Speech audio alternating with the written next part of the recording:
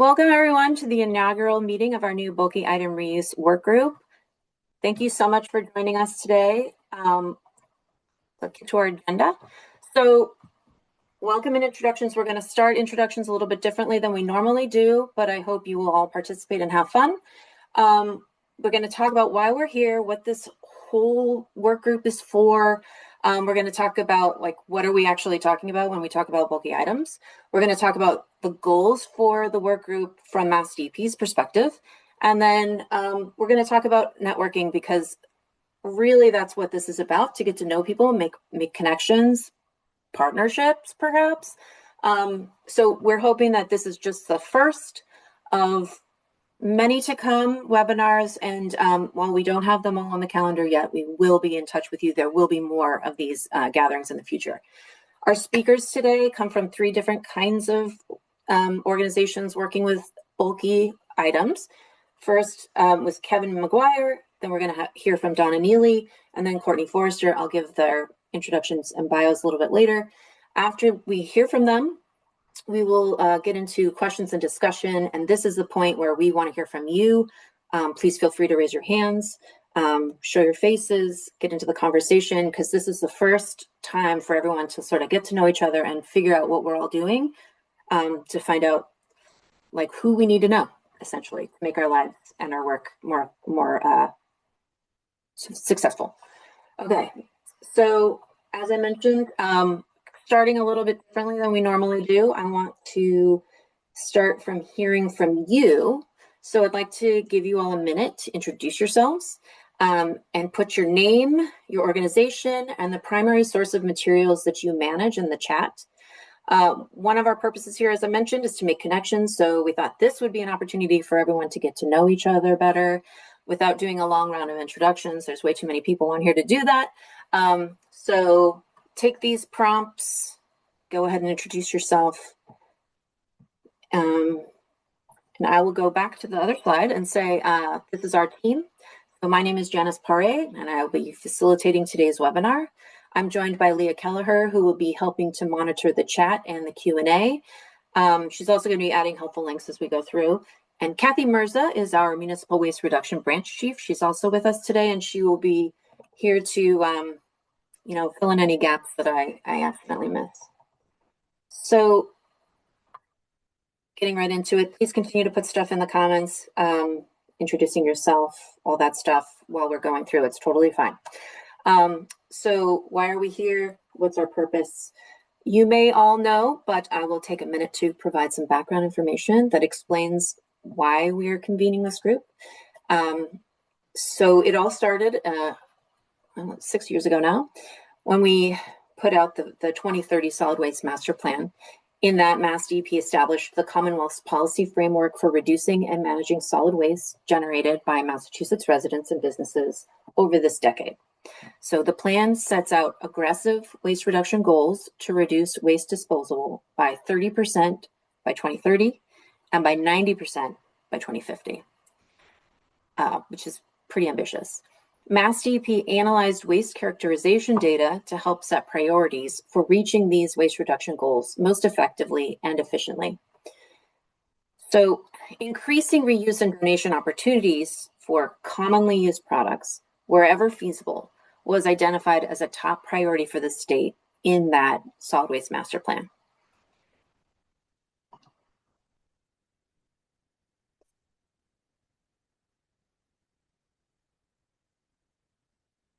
Anyway, I just wanted to also point you to the Reduce and Reuse Action Plan. This is on the website, and Leah will put that in the chat for you. So as part of the Reduce and Reuse Action Plan, materials identified as priorities for source reduction and reuse include all the categories that you see here. The bulky item reuse work group is meant to focus on both household durable goods as well as business and institutional furniture, fixtures, and equipment. So a bit of context about why bulky items are targeted for reuse. In 2022, MassDEP conducted a statewide bulky waste characterization study that looked closely at large bulky items disposed as trash. The study found that as much as 30% of what we in Massachusetts are discarding is recoverable. Further, in 2025, last year, C&D facilities reported that they managed 118,000 tons of bulky items. In addition to those 118,000 tons, reports from waste combustors, where they burn them, indicate another 76,000 tons of bulky items going for disposal. So together, we can reasonably say that about 200,000 tons of bulky items are disposed annually, which means we are not likely to meet our solid waste master plan goals. The only way we can achieve our waste diversion goal is to reduce the amount of waste being generated. And that requires an all of the above approach, including deconstruction, salvage, job site source separation, and yes, reuse and repair of bulky items. But the good news is that bulky items are often in good condition and can be reused. Entities such as furniture banks and other social service organizations may be seeking items to assist clients. Nonprofit organizations, schools, and new startup businesses can benefit from access to lower cost furnishings that meet their needs. And in addition, items can be modified or repaired to extend their useful life. So there's a lot of good news out there. And we just want you to know, like, from our perspective, there's a lot of value in bulky items. Not only do they have that resale value if there's a market, but there's also the savings created by not processing these materials as trash. In other words, savings on tip fees, transportation costs, and the environmental impacts both upstream and downstream of not having to put them in the trash. So we put the finest point on it, what we're talking about today. Here are some examples. At the household level, you want to think of items that are too large to put in a trash bag or a barrel. Examples like couches, tables, dressers, large toys, appliances, mattresses, tires, sinks, toilets, cabinets, etc. No, we're not including white goods as bulky items because they are waistband items, and for the most part, they are already captured and diverted. At the business level and in household structures with shared dumpsters for trash, like multifamilies, think of items that are extra big and bulky and not easy to manage alongside other trash. Some examples include desks, chairs, conference tables, couches, office partitions, filing cabinets, lighting, the list goes on. So for today's inaugural webinar, we're going to dig into how different sectors are handling all of these different materials. And the idea is to provide a deeper understanding of what kinds of materials are out there and hopefully provide some insights regarding who's taking these materials and how they are getting redistributed. So our team believes that one of the ways we can accomplish our waste diversion goals is to provide this space to educate, share stories, and frankly, make connections where there might be gaps. So you'll hear us speak of building a reuse network. And what that means to MassDEP is a web of connections between haulers, collectors, generators, retailers, donators, etc., so that you guys can work together. And it would be absolutely delightful if we can spur a new connection or partnership today. So that's why I wanted you to put all your information in the chat so we could meet each other. So without further ado, I'm going to go ahead and introduce our speakers. They are bulky item subject matter experts who manage waste in 3 very different scenarios. First is Kev McGuire. He is the director of the Habitat for Humanity Metro West Greater Worcester Restores. He's a brick and stone mason by family trade who spent 20 plus years in corporate banking before making his move to the nonprofit sector. He's worked in nonprofit administration and retail for 18 years. And the Restore handles mainly household bulky materials. Donna Neely is the executive director of the Great Exchange and the Devon's Eco Efficiency Center. Donna founded the nonprofit Devon's Eco Efficiency Center to provide education, technical assistance, and partnership opportunities that help businesses achieve economic and ecological efficiencies. She also started the Great Exchange to redistribute reusable items from manufacturing facilities and has grown this innovative program to facilitate the reuse and redistribution of more than 600 types of idle operational supplies, educational and creative materials, furniture, and fixtures to hundreds of schools, libraries, nonprofits, municipal departments, and small businesses. Courtney Forrester is the Waste Reduction and Compliance Lead at Harvard University, overseeing programs to ensure compliance with waste regulations and spearheading initiatives for zero waste stewardship. With over 2 decades of experience, she brings expertise in waste reduction and planning from her work within local governments. Courtney also serves on the board of directors for CURC. I don't know if there's another way to say that. Sorry, Courtney. A community of zero waste champions in higher education, and as the chair of the sustainability committee for the head of the Charles Regatta. Courtney holds a master's in science in environmental education from Antioch University and a BS in environmental science from the University of Delaware. So we're going to start with Kev. Go ahead. Thank you, Kev. All right. Well, thanks for having me. I'm really excited about being with a group of people who enjoy talking about bulky recycling. So my name is Kev, and I am the Director of Retail Operations for Habitat for Humanity Metro West Greater Worcester. Habitat's mission is to build affordable housing within our own community.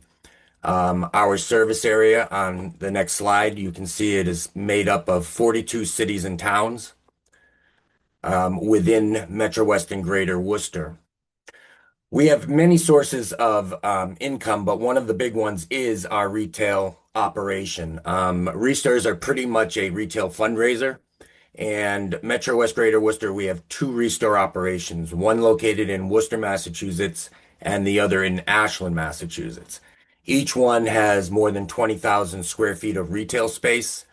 And not only do we sell bulky, but we sell not so bulky as well. About our operation, 100% of our net proceeds goes directly to the construction of affordable housing. That's really solid in my estimation. We depend solely on donations. 100% of what we sell is donated, with the exception of like half a percentage, which is a recycled paint product and a line of Restore soda. Other than that, everything is donated, and we do receive our bulky inventory from a variety of donors. We have, of course, the residential donor, but then we also have corporate partners. We have some of the big box stores and their distribution centers. We have large online retailers. We have local contractors, development companies, movie production companies, several municipalities. And we also have companies like Green Standard. And the way we do it, if you can move to the next slide. Both of our restores have donation centers. Ashland's donation center was actually meant to be a drive-through, but and it worked for a while until donations just kept coming. They come in at an incredible rate in the Ashland Restore. So much so that we've had to revamp our donation processing procedures, and luckily we're able to process much quicker than we were. In the past, you'd get, they process 100 donations or items, and 300 would come in. They just couldn't keep up with it. So we have revamped it, and you'll see on the slide there's a table there. This is one of the ways that we quick sort. So, items get put in lanes based on price. You can see down below that there are the blue bins. These are really helpful to get things out from being donated and right out into the processing center. Some of the items that we get, you can move on to the next slide. These slides just show you some of the items we get. We get brand new doors. We no longer take used doors, except for antique, because we do have a corporate donor who gives us so many brand new doors, it's hard to keep up with it. We build these relationships with corporate donors based on we take everything. That makes us a one-stop shop for them. Same as, you can go to the next one. You can see here We have cabinets and flooring and lighting. Lighting is another item that we receive brand new from corporate donor. The slide above the lighting section is tile. We have tile companies who donate large volumes of tile to us. And then cabinets. So we don't have an issue with donations coming in at all. When the bulky items are actually the easiest item for us to process because they are so large, it's easier to focus on them, price them, and get them right out on the floor. We have the first consideration for our donations is the construction team. Can the construction team utilize the doors in a new build site? Can they use flooring? So that's the first consideration. And if it doesn't make it to the construction site, then it goes and it is sold in a retail location. In the last 12 months, we have had 9,000 individual donors drop off at one of our locations. So given that, that's a real high volume. And we have only 7 full-time equivalent employees in our Worcester location and 6 full-time employees in our Ashland location. So as you can imagine, it is chaos. We like to think it's organized chaos, and maybe it is for the most part. But that's a lot of donations for such a small staff. So we rely heavily on volunteers. And it is amazing work what we're doing. So in both restore locations, we're able to do basic repairs. Unfortunately, staffing limitations, it's very hard for us to repair a large volume of items. So our criteria is pretty strict. You can see this is wood furniture. This is coming from brand new. For the most part, the upholstered and leather furniture is brand new. That comes from a large online retailer. So we have to restrict and have a strict criteria pretty much to reduce the waste. Unfortunately, everyone wants us to take everything, but we can't flip everything. So we do have criteria. For instance, we don't take mattresses at all. We don't take particle board because unfortunately it does not sell and it's very expensive and heavy. So we do not take it. Beds, we do not take beds, headboards and footboards because we get brand new ones. We don't take a leather or upholstered furniture from residential donors because we get it brand new. Here you'll see in the middle picture is a big box store had just dropped off a large donation. So I don't know, it's just an amazing opportunity for us to offer the community really good product at a reduced price that they otherwise may not be able to afford, but still being backed by a mission. We do focus our trucks on corporate donors. It used to be a 30-70 split, 30% residential, 70% corporate. However, corporations have really become more involved, and now our trucks are 100% corporate, and residential donors can still schedule a donation pickup through a third-party fee-for-service type delivery company. They pick up the donations and bring them to us. You can go on to the next slide. So you can see we also sell windows. We get windows from various manufacturers. We get a lot of home improvement supplies. We even sell media. Media is one of those things we don't want to say no, so we take it anyway. You can move to the next one. This here shows you some of the unique items we get. These items are from a movie set. This was a crazy donation. Yeah, this was about two 18-wheel or 18. These were two, what are they called? Semi trucks. And the stuff that came on these trucks was crazy, but unique and saleable. I will say that one of the challenges that we have is pretty much saying no. We want everything, and then space becomes an issue because we don't have storage space. So it's really about flipping the items as quickly as we possibly can. Some of the things that are in demand would be, oh, I'll talk about this one here. You can go to that slide. Yeah. So this was, as you can see, this is a warehouse with an endless amount of pallets. This was actually an HBO, a full HBO drama, 3 seasons of props and sets. It included furniture and all kinds of building materials and all, it was just amazing.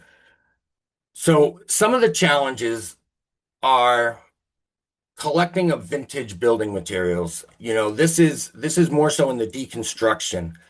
We're not able to do the deconstruction quite yet because of staffing issues and budgetary restraints. But it is a goal of mine in the future, going out to the old homes and pulling out the vintage wood and the old antique doors and all that. So it's already successful all over the country in restore operations. So that is a goal that I'm going to have. Another real issue that we have is tracking. We cannot track. Given the fact that we don't have a set inventory, it's really difficult to track all the items all the time. Everything is possible, or anything is possible, everything is not. So it's one of our challenges is really living by that motto. What can we do and what can we do well? So the deconstruction, again, it's on our list. Inventory, we're able to track through the sales. We convert the sales numbers into pounds, and it's pretty impressive what two small operations are able to divert from the landfill. Um, we have a high demand for the furniture, naturally, building materials. Kitchen cabinets fly out of our stores, especially in Worcester. Appliances, we can't keep those either. Um, but I'll tell you, if you can go to the next one, it just shows some of the stats for us in the last 12 months. Our two locations diverted over 65,000 bulky items. Those are individual items that we sold. Furniture, appliances, doors, lumber, just a ton of it. We diverted 331,000 smaller items, which included your lighting, a lot of your tools, and all that. 3 million pounds were diverted. And our disposal fees for both locations are less than $14,000 per year, which is pretty good. I gotta say, it's pretty good. But again, that goes to the criteria, and we do have to say no to keep these numbers low. Um, our buyers are pretty much everyone you can think of. Residential, just your ordinary public come in. We have the contractors who both. The funny thing is, a lot of our donors are our shoppers as well.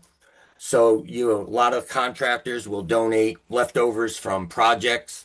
We have movie set companies coming in and buying props. We have it's just crazy the different stagers.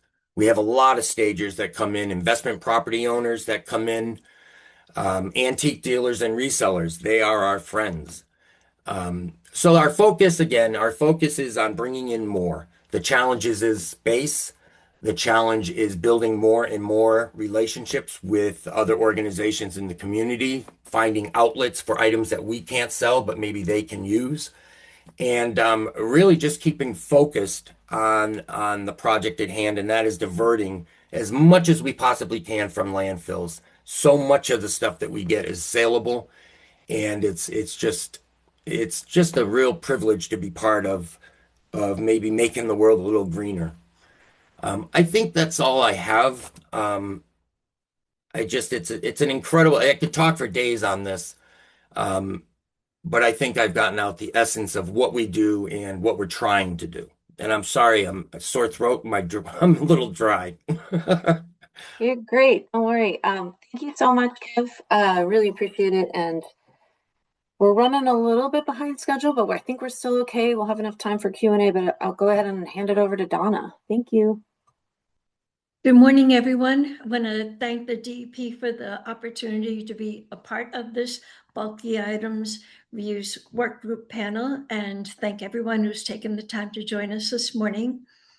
I'm pleased to be able to tell you about the Great Exchange. You can go to the next slide, which was started back in 2007 to provide an alternative solution for resources that commercial, industrial, and service entities could not use internally. The program originally started with 30 different manufacturing byproducts that had reuse potential, and today we offer more than 600 different types of operating supplies, furniture, and fixtures that we make available to schools, libraries, municipal departments, nonprofits, and businesses. We generally do not make our inventory available to the public because we're committed to providing value to these entities. Our inventory is displayed in the 7,000 square feet of space that we occupy in Devens, where we're open 5 days a week, 9 to 4:30, and the first Saturday of each month when school is in session. Next slide. A few features that make the Great Exchange unique include the diversity of our inventory, the fact that some of our inventory was donated, and a good portion of the pieces that we have were actually rescued as a result of our staff collections. And we have a really strong commitment to both environmental, economic, and social benefits that we support by first preserving the resources, then making them available with significant savings specifically to entities that provide value to their communities. Next slide. The Great Exchange's inventory comes from a wide variety of institutions, typically as a result of their sites downsizing, moving, or closing. We have valued partnerships with a commercial and moving storage company, several large educational institutions, and receive items from manufacturers, medical practices, municipal departments, nonprofits, office suites, and commercial and retail facilities. Next slide. Here you can see the different types of items that we collect from various types of operations, including retail stores, a biopharmaceutical company, offices, moving company, and university. Next slide. By partnering with these different types of operations, we're able to have an inventory that offers something for everyone, including the nonprofits, municipal departments, daycares, and businesses, some of whom you can see in these pictures. Taking a closer look at our inventory, next slide, we offer classroom, cafe, and lobby furniture. Go ahead. Office furniture and fixtures. Go ahead. Operational accessories and storage, shelving, and display units. Next slide. We're not able to take all of the items that are offered to us. We have to say no thank you to the large pieces of executive office furniture, large file cabinets, and dated or worn pieces, as there's little interest in these items, and we can't afford to use our floor space inefficiently or cover the expense that would be incurred to dispose of these items. We will recover items that do not have direct synergy with our target audience, but are better fit for residential purposes, and we'll pass these on to our partners at Household Goods and Fresh Start. Not too long ago, we had a unique opportunity where a college had reached out to donate, 500 microwaves and mini fridges. This was that they had purchased during COVID and then put in storage. That was an opportunity that the Great Exchange couldn't directly facilitate, but we were really happy to connect the college with these organizations who gratefully received and rehomed all of the items. Next slide. Our opportunities present themselves in a range of ways that may include either one or as many as 500 different pieces. We've literally intercepted furniture that was coming out of a facility being cleaned out by an owner who did not want to donate the contents. So we're really grateful when the hauler who was responsible for taking it all away, called and said, "Hey, you want to come down here right now? There's some great stuff about to be trashed." So we were literally stationed between the door and the trash truck, and pieces of furniture went one way or the other, which was a little bit crazy, but we were glad to be able to be a part of that rescue. And although we're willing to do the hard labor, as you can see, we're genuinely, especially excited when new inventory is delivered to us. Inventory sources come from as close as next door and up to 2 hours away from Devon's. Next slide.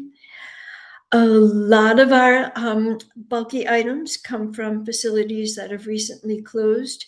In these scenarios, we send a team to physically collect, pack, and transport the items back to the Great Exchange before they are sent into a dumpster. We also appreciate donors who take the time to reach out to see if we can rehome their unneeded items. For these opportunities, we'll ask for pictures and maybe go on site to see them so that we can make sure that the pieces will have direct synergy with our shoppers. All of the items that come into the Great Exchange are tracked by source, type, weight, and value, because as a nonprofit that's primarily funded by grants and sponsorships, it's really critical that we're able to accurately and confidently describe the value that the program delivers. Next slide. Next, we will clean, price, and display the pieces for sale. All of our inventory is in like new condition and discounted anywhere between 35 and 70% off of the retail value to make it affordable to our target audiences. Then we'll promote the inventory on our social media sites. About a year and a half, we launched a new website thanks to some funding that we got from the DEP. Our website includes pictures and descriptions of all of the inventory that we have on hand. And these pictures are also searchable, which visitors really appreciate. We have a very active Facebook page. We send an email out about once a month to feature our new inventory. And we have a LinkedIn site. We'll also offer takeaway flyers for our shoppers that want to help us spread the word about the Great Exchange.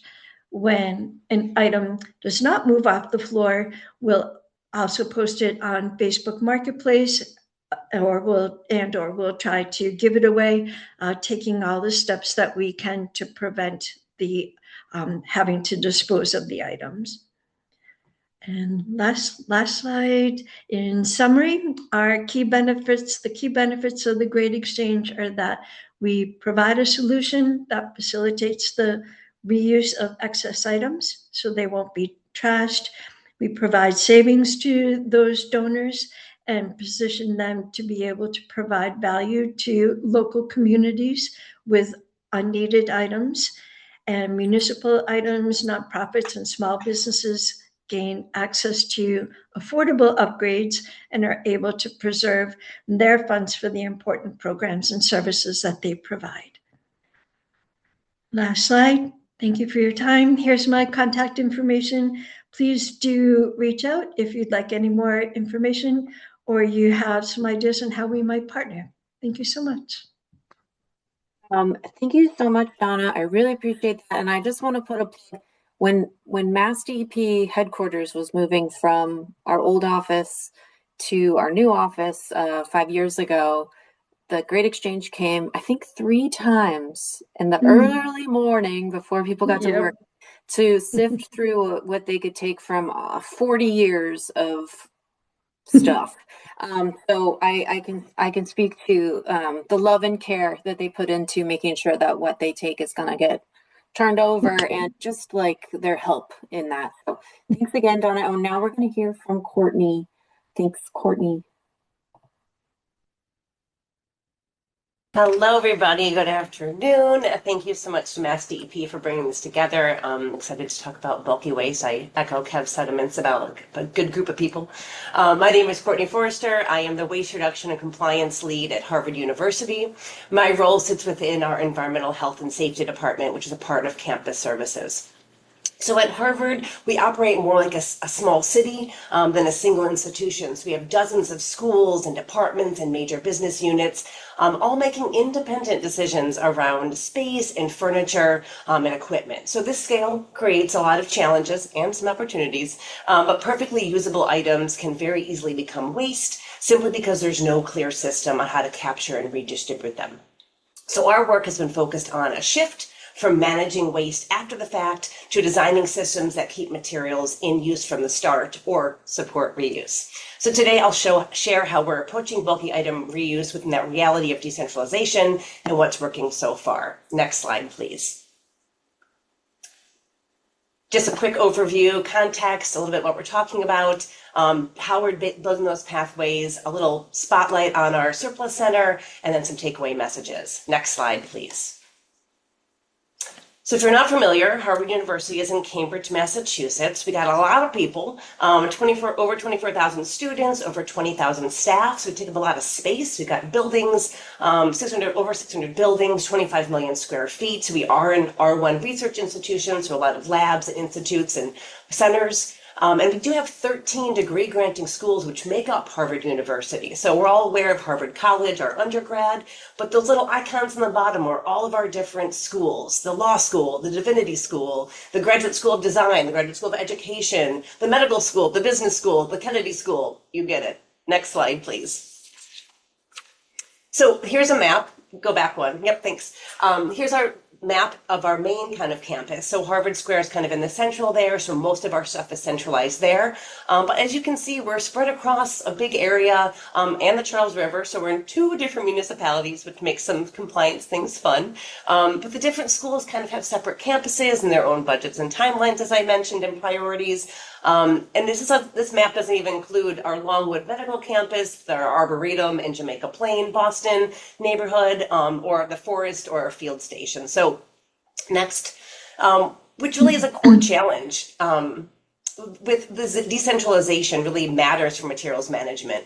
We don't have that single procurement system university-wide. We don't have a universal asset management systems that maybe some state colleges or municipalities may have. Again, those different budgets, timelines, and priorities can make it a challenge. Next, please. So what does this mean for bulky items? So we have surplus, right? During a renovation, a deconstruction, a clean out, or a move out, which a lot of us in colleges are dealing with right now, stuff shows up. And there's an unclear path. Folks either don't have time. We've heard, construction, demolition projects, time is money. We gotta get it now. And then someone's be unaware of reuse options. So which leads to disposal of usable items. So next, please. This might look like a beautiful conference table and chairs, turns into, next, a dumpster full of chairs. Now, this is an AI generated photo, right? Probably not structurally sound. It's not what's happening, but just to illustrate the point. Next, please. So last year, we released Harvard's first ever zero waste plan, our waste stewardship framework. You can read it there if you haven't already. I'm sure everybody has.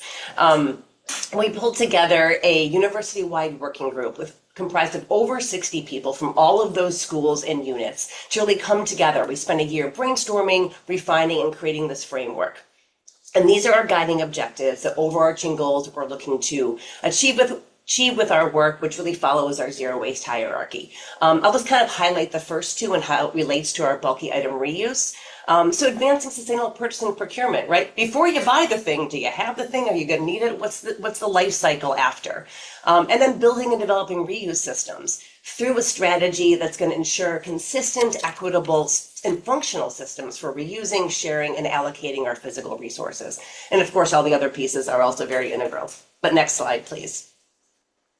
So Harvard's framework prioritizes the zero waste hierarchy: rethink, reduce, reuse before recycling or disposal. So again, our focus is on managing the waste.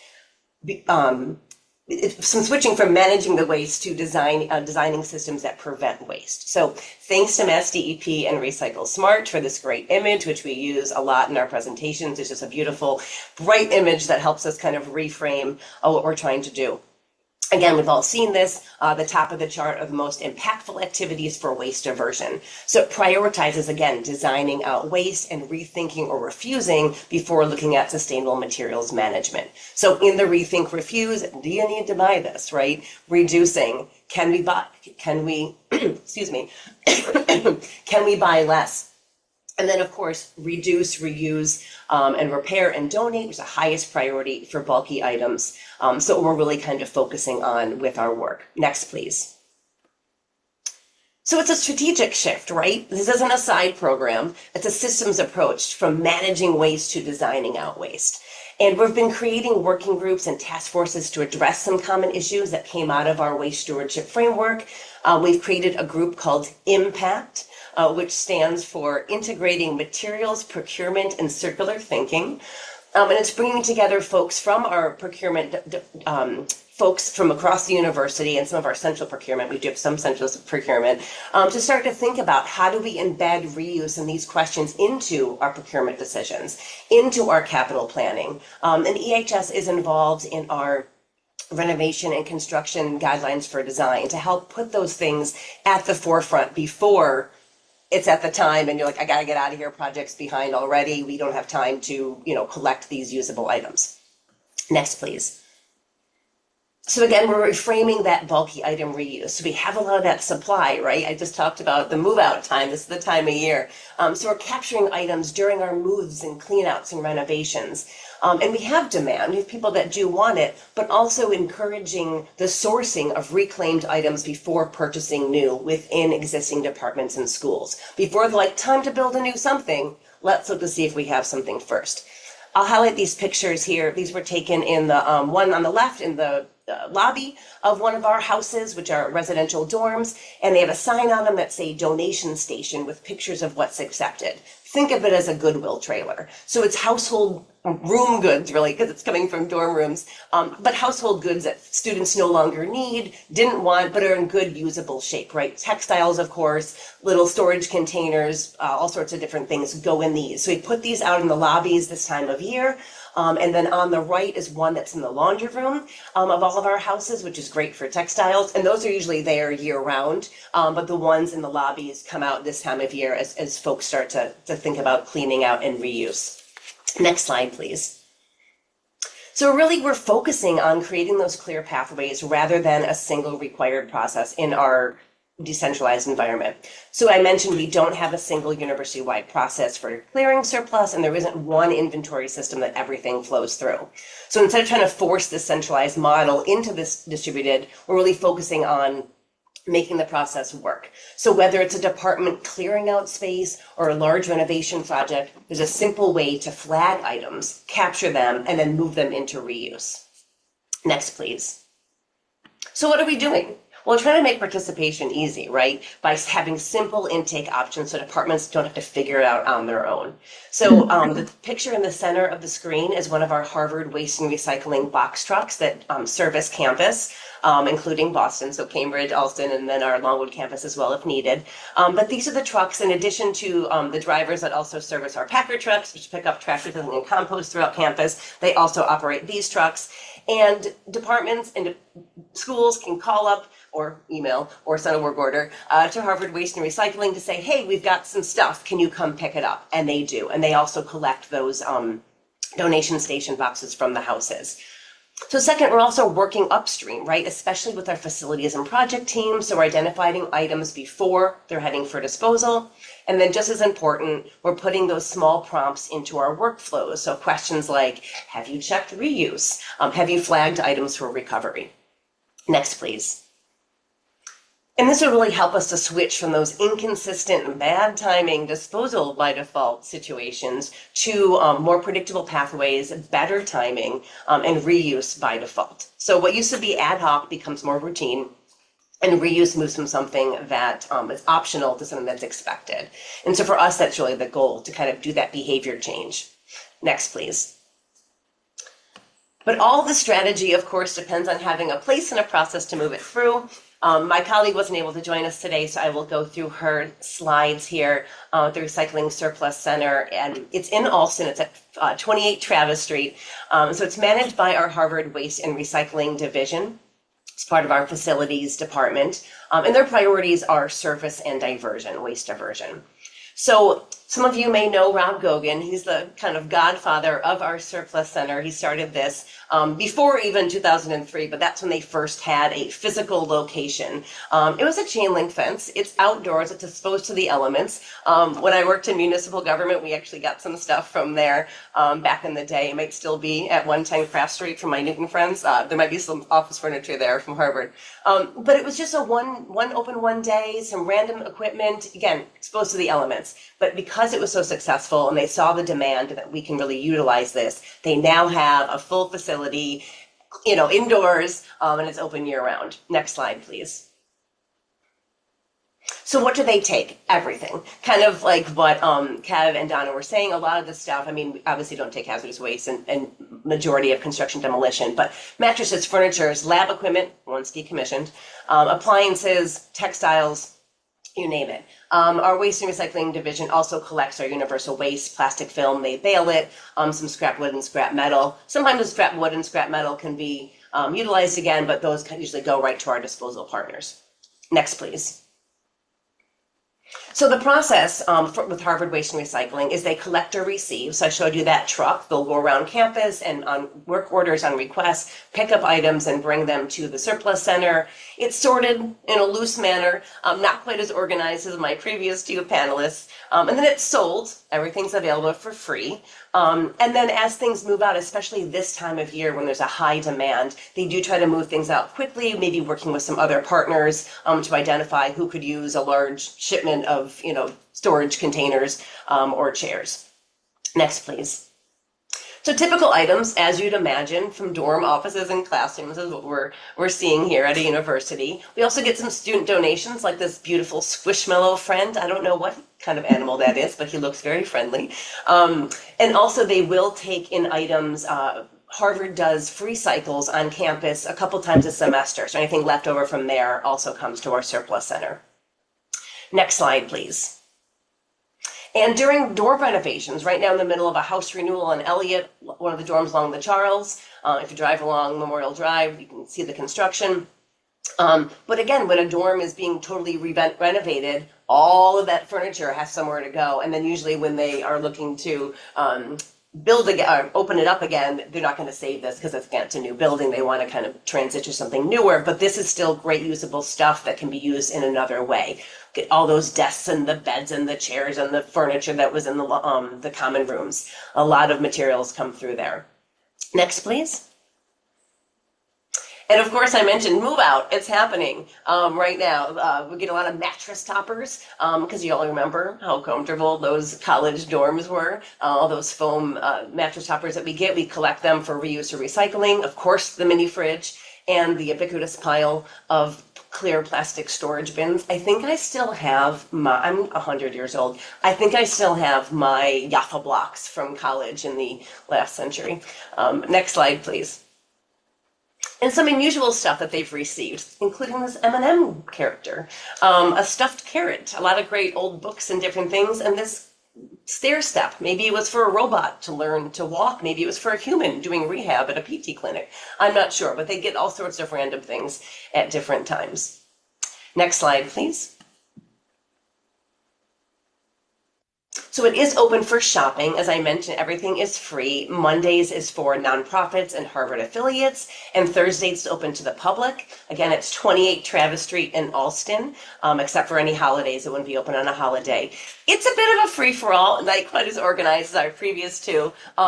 Things often come in as they were delivered. You can kind of see some of those cardboard boxes. Those are those donation station boxes. They're loosely sorted to make sure that nothing inappropriate is in there. But for the most part, it is a treasure trove. It's a scavenger hunt, but people love it and we move through things a lot. Again, it's totally free for folks to come in and grab what they need. Next, please.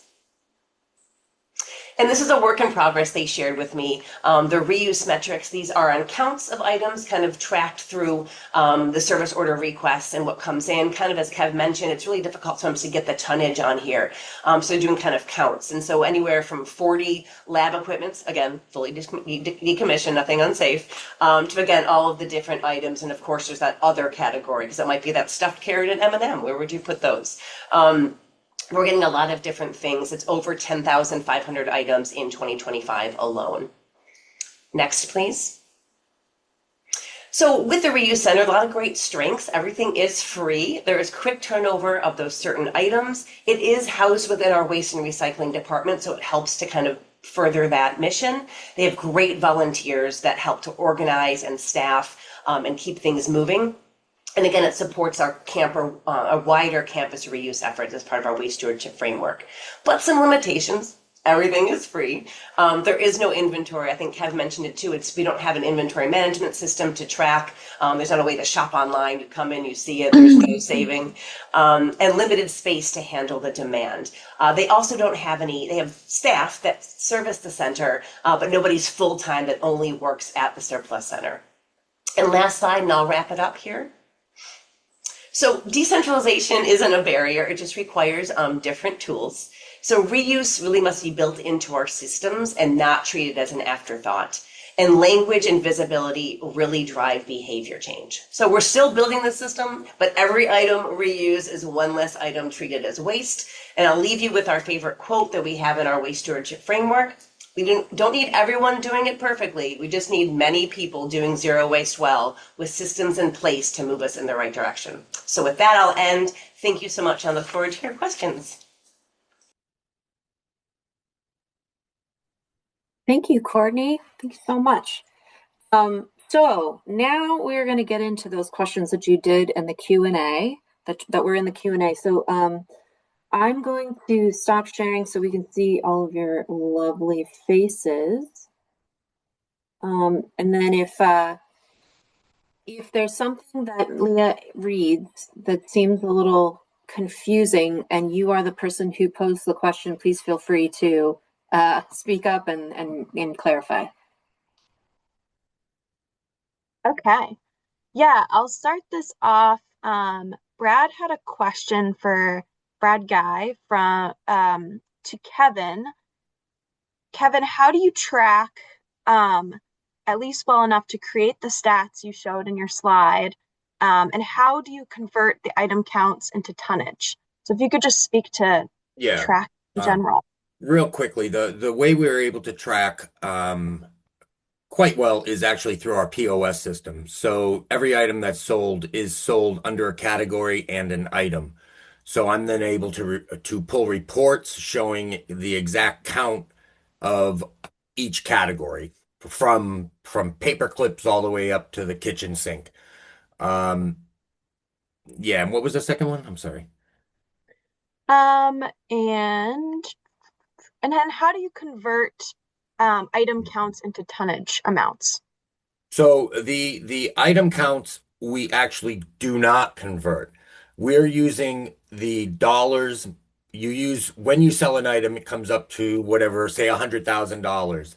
And then that is an old formula. Multiply that by 1.33 to convert it to pounds. So we're still trying to, confirm that formula, but it's been used for quite a long time. And it does work pretty well. It gives us a general idea. Thank you. This is a question for, I think, all of our speakers.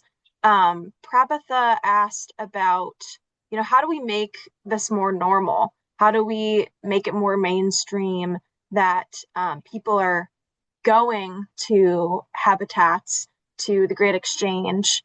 And I think this is just like a big question of the group, but I'm curious if any of our speakers have thoughts on like how to get the word out, how to like engage the public, things that you all do. I'll just jump in to start. So that's what we're focused on, right? Is switching those processes and getting it part of the infrastructure in that decentralized environment. But having people in their procurement decisions, like ask about it, be aware of it. Because we do have people saying, oh, I'll send my stuff there. But then when they're looking for stuff, they're on the WB Mason, they're on the Amazon, they're buying new things. So we're trying to, again, do that culture shift, that ethos, that switching as part of our whole zero waste framework in general. We're a little bit more of a controlled environment than maybe a city or town, some businesses that don't have the ability to tell the others, right? As someone who worked in municipalities, do you stand on the tallest hill and just yell out and hope they hear you? But how do you embed that? And that's what we're working and focusing on too. Thanks, Courtney. Kev and Donna, do you have anything to add? We've been doing this for almost 20 years now, and still, we get comments that I never knew you guys were here. Despite our ever increasing efforts to get the word out there.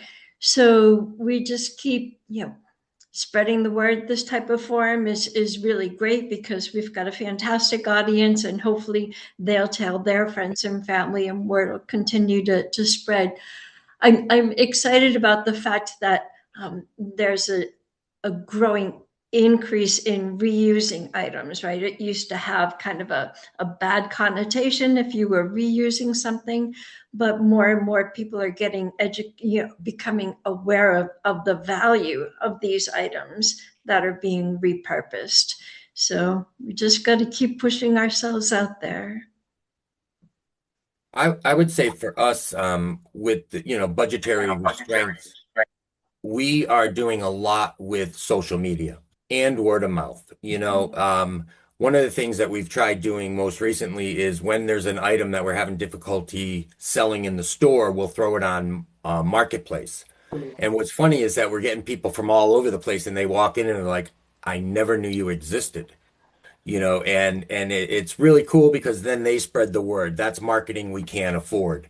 It's also by trying to do very unique events. We're going to be having a car show coming up in one of our store parking lots. So anything we can do to attract people in a creative way, plus posting pictures of the things that you can purchase. They see that the quality is really good, and then those stereotypes kind of dissipate and go away. So it's really thinking outside the box and trying to do as much as you can with all the social media and free marketing tools available. Yeah, I have to agree with. Oh, yeah. Go ahead, Donna. I totally agree with what Kev just said. Our social media channels have just, continued to double in size year over year.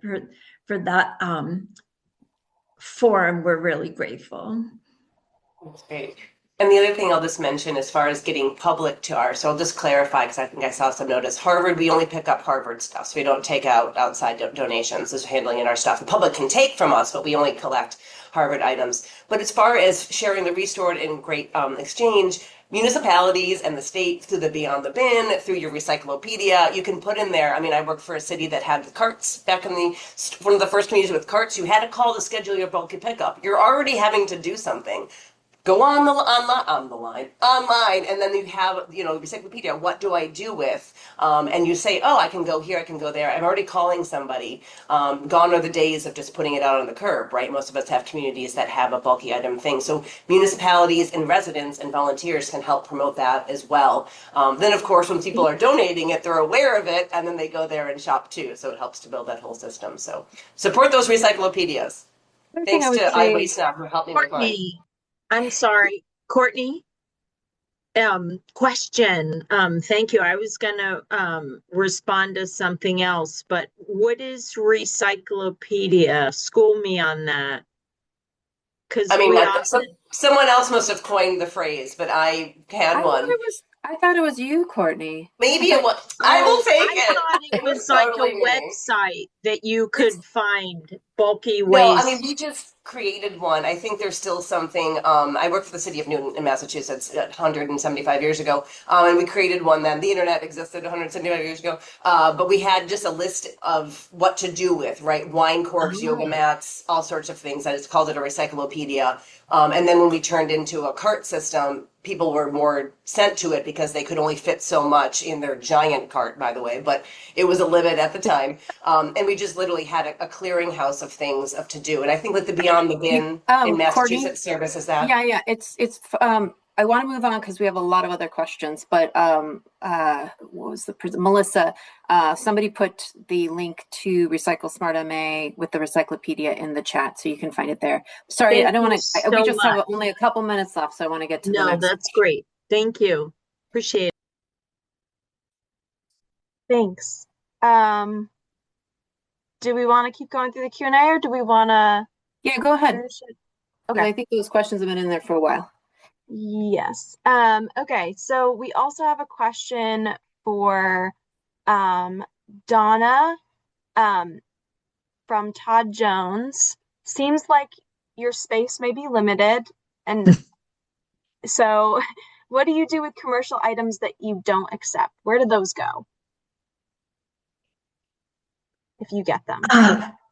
Well, sure. We never have enough space because we always want to do more, for sure. And if somebody out there knows of available space that can be offered as a donation, call me right away.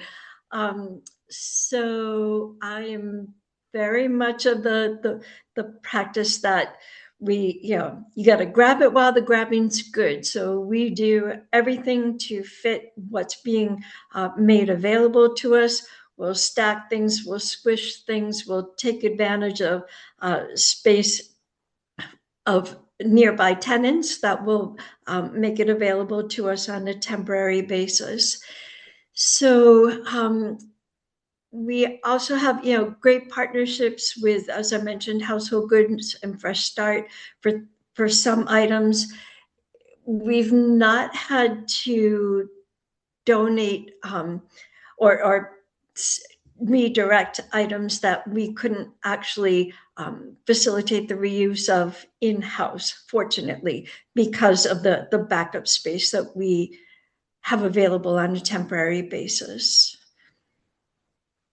So, but all of the options that are being promoted here are all great organizations. We're all making a huge difference. Why Thanks, Donna. don't we hear from Jerusha, because I love a hand up. It's good. Just unmute yourself. Oh, thank you. I had posted this in the Q&A, but I think it got lost. So my question actually was for Kev, but really for others that have a similar model. And I was asking, do you have any concerns about the way in which you're sort of streamlining or perhaps even encouraging such big donations from corporations? Because it seems like systemically it would encourage companies to keep overproducing items, knowing they can donate and write off that loss rather than taking sort of responsibility for dealing with it. And I guess that worries me. And I'm just wondering, is that in your mind, or what are your thoughts there? It's funny, that was actually in my notes to talk about, but of course, true IT nature, I lost all my notes as soon as I started. My system went down. One of the things that we've noticed is that is a huge concern.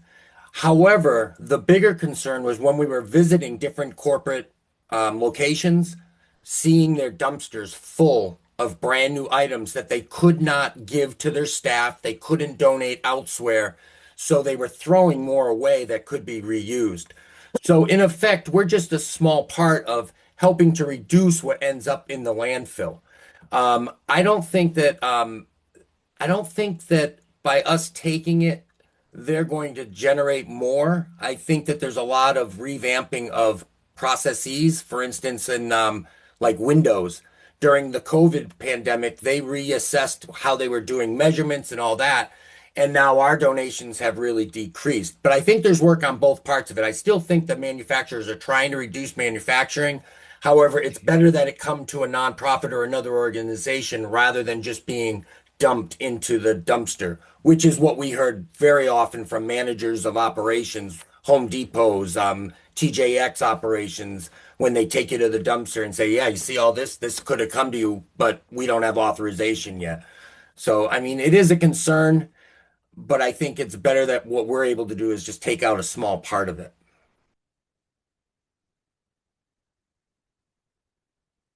Thanks, Kev. One more question, because there was just one more slide I wanted to share about the grants. If you want to do one more, I think we have time for one more. Yeah, this is a question I think for, I guess, everybody in the room, but all of our speakers as well. Melissa Wenzel put some info in the Q&A about how Minnesota, some K through 12 institutions hesitate to donate stuff because there's this feeling of we don't want to appear that we're giving away taxpayer funded school office materials. That's something that they hear. And so curious from our speakers and anybody in the room who may be from a K through 12 school, thinking about like how to manage those materials and get those reused. And Melissa, if you want to add anything and unmute yourself if you're still on, feel free. If I could tell you what we do, we will take a lot of these items and redonate them. We won't even sell a lot of these institutional product. We will redonate it to either domestic abuse shelters or halfway houses, programs trying to give people a hands up and reintegrate into society. So we'll call churches and pastors and find out if they have an outlet, daycare centers. There's a lot of outlets for this type of material. We also, sorry. Go ahead, Donna. We also donate a lot of materials to other nonprofits, a lot of health organizations, supplies, furniture, and fixtures.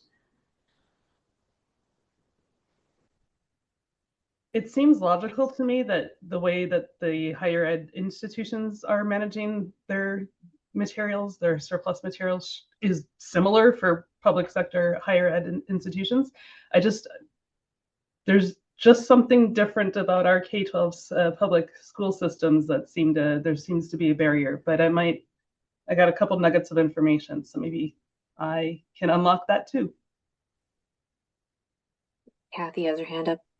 Yeah, hi. Just to kind of help with what Melissa's question was. Nice to see you, Melissa. In Massachusetts, there's a state procurement law that has a process for the disposition of surplus materials paid for with public dollars. And so it's on the state level, but municipalities may also have something similar, so that there is a process as to how they dispose of those materials. So first it might become available to other departments, and then maybe to nonprofits, and then to the public. So just so you know, like, we do have some state law that kind of addresses it to some extent. Oh, it looks like Leah already put it in the chat. So thank you. So before we go, I just want to put into your brains, we have two grant deadlines coming up. If anybody's interested, the first is May 15th, which I believe is this week, for the Reduce, Reuse, Repair Micro Grant. Leah can put the link to that website in the chat with the guidelines and everything. Please read the guidelines. It tells you everything you need to know about eligible kinds of projects and what you can use the money for, all that fun stuff. The second one is the Sustainable Materials Recovery Program, SMART grants. Those are due June 1st, and those are predominantly for municipalities, or if you're a nonprofit working with a municipality, you can also apply. And we will put the link to that grant program in the chat as well, just so that you can look it over, look at the guidelines when you have a minute. Yes, by all means, reach out to the team in between these webinars, and we love building this network together. So information will be shared out with you, and please stay tuned in for the next version. So great to hear from the three speakers today.